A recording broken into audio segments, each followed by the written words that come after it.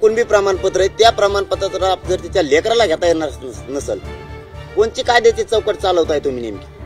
तेही लागू झालं पाहिजे तिचे लेकर आहेत, तेही लागू झालं पाहिजे तिचे लेकर आहेत.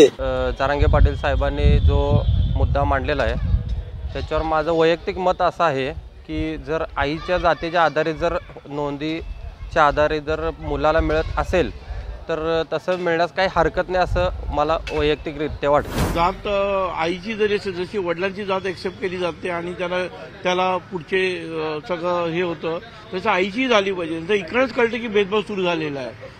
आई वडिलांच्या ह्याच्यावरतीच कशाला, आई पण तेवढाच मान आहे. स्त्री जरी स्त्री असली तर तिचे बेनिफिट सगळ्यांना तिच्या मुलांना मिळाले पाहिजेत.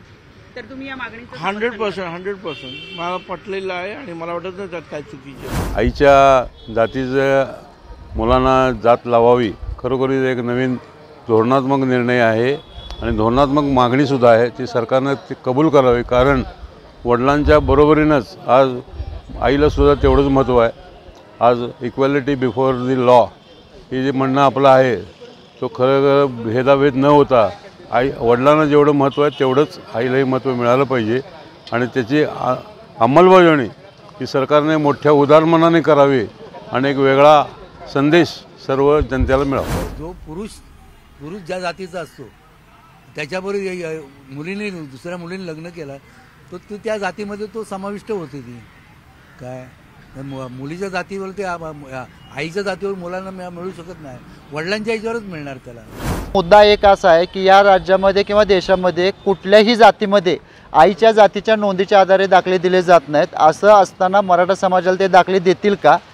जे सरकार गायकवाड आयोगाच्या शिफारशीनुसार मराठा समाजाला 50% आरक्षण देता येऊ शकतं, ते सरकार मराठ्यांना आरक्षण द्यायचं नाही या मानसिकतेत असेल तर ते सरकार कुठलाही पर्याय दिला तरी तो स्वीकारेल अशी शक्यता आम्हाला वाटत नाही. आईवरनं मुलाची जात ठरवावी हे एकदम बरोबर आहे ना. त्यासाठी काही तुम्हाला कायद्याची गरज नाही आणि याची पण गरज नाही.